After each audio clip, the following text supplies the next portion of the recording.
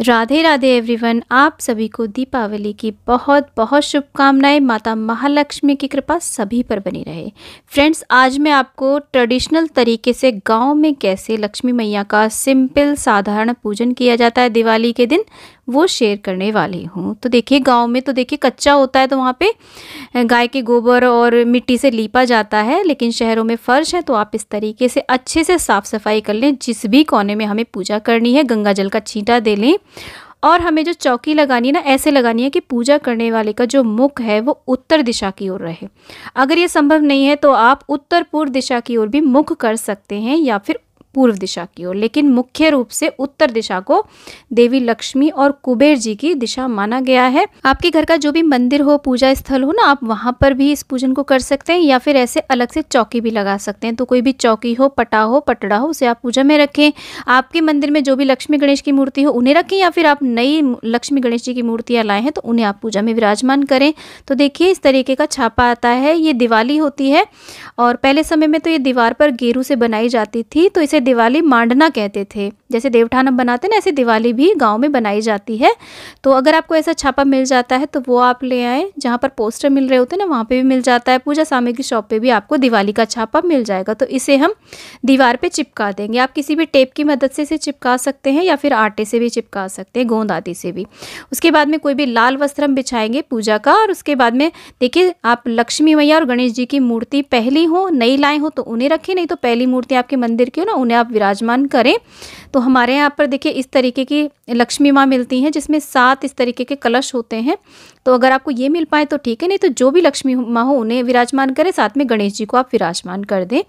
उसके बाद में हम एक धूप दीप की स्थापना करेंगे। तो दिया हमें बड़े साइज़ का लेना होता है जो कि पूरी रात्रि लक्ष्मी माँ के सामने जलता रहे।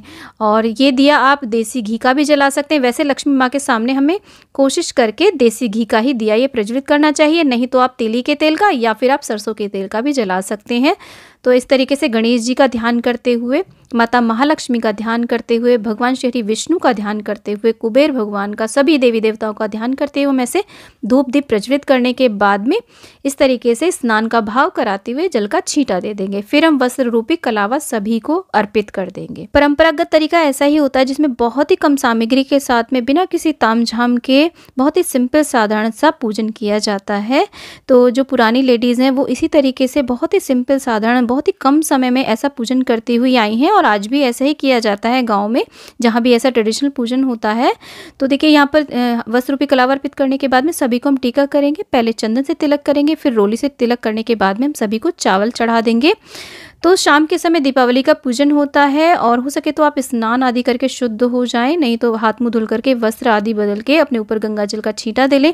पूर्णतः शुद्ध हो करके ही हमें लक्ष्मी मैया का पूजन करना है। लक्ष्मी मैया को शुद्धता और शुचिता और सफाई बहुत ज़्यादा प्रिय है, तो हमें साफ सफाई पूर्णतः ध्यान रखनी है और शांत भाव से हमें पूजन करना है। उसके बाद में हम फूल चढ़ा देंगे, और देखिए 7 प्रकार के अनाज माँ को अर्पित किए जाते हैं। तो आप चाहें तो ऐसे ही दिए में भर करके रख सकते हैं, 7 प्रकार के कोई भी खड़े अनाज आप लें, नहीं तो हमारी मूर्ति में ये 7 कलश दिए गए हैं, हम इसमें रख देंगे। और अगर आपके पास 7 प्रकार के भी नहीं है ना, तो आप केवल 1 प्रकार का यानी कि खाली चावल भी भर सकते हैं या फिर आप गेहूं भी भर सकते हैं। और इसके अलावा देखिए, दीपावली पर सबसे ज़्यादा मुख्य आती है खील। तो खील को भी आप ऐसे भर के रख सकते हैं। खील धान से बनती है और माता महालक्ष्मी को धान अत्यधिक प्रिय है, तो दोनों हाथों में इस प्रकार से भर करके हम लक्ष्मी मैया पर धान की वर्षा कर देंगे और माता से प्रार्थना करेंगे कि हमारे घर में भी इसी प्रकार से धन धान्य भरा रहे। तो 7 कलशों में इस प्रकार से हम ये धान की खील जो है वो भर के रख देंगे। और आप चाहें तो देखिए, किसी किसी यहाँ पर इसमें दिए भी जलाए जाते हैं, तो आप दिए भी जला सकते हैं। उसके बाद में देखिए, घर में कोई भी सोने चांदी की चीज़ें हो, सिक्के हो, उन्हें भी माँ के चरणों में अवश्य रखें, कुछ धन रखें।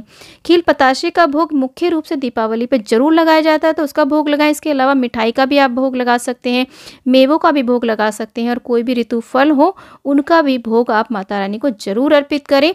फिर हम देखिए 1 लोटा जल का भोग यहाँ पर रख देंगे। जल का भोग लास्ट में ज़रूर लगाएं। आप पान भी यहाँ पे माँ को अर्पित कर सकते हैं। इसके बाद में देखिए दीपावली दियों का त्यौहार है, तो यहाँ पर बहुत सारे दिए जलाएं, आप चौकी के पास भी जलाएं, घर में भी जगह जगह, घर के अंदर बाहर, तुलसी मैया के पास में, किचन में, जल स्थान पर, सब जगह खूब सारे दिए आप जलाएं। दिवाली पर ज़्यादातर सरसों के तेल के दिए ही जलाए जाते हैं, लंबी बाती के दिए जलाए जाते हैं, लेकिन आप पूजा में चाहें तो 1 दिया या फिर 5 दिए आप देसी घी के भी जला सकते हैं। इसके अलावा सामर्थ्य के ऊपर निर्भर करता है। दीपावली की चौकी को अगले दिन हटाया जाता है, लेकिन पूजा की थोड़ी देर बाद ये जो प्रसाद हमने अर्पित करा है इसे आप सभी में बांट सकते हैं, आप भी प्रसाद के रूप में इसे खा सकते हैं। और जो जल का लोटा हमने भर के रखा है ना, अगले दिन आप चाहें तो किसी भी गमले में आप इसे सींच सकते हैं। और ये जो हमने यहाँ पर धन रखा है, सोना चांदी रखा है, इसे आप तिजोरी में उठा करके अगले दिन रख सकते हैं। मूर्ति को भी आप अपने मंदिर में विराजमान कर सकते हैं, एक साल के लिए अपने पास रख सकते हैं।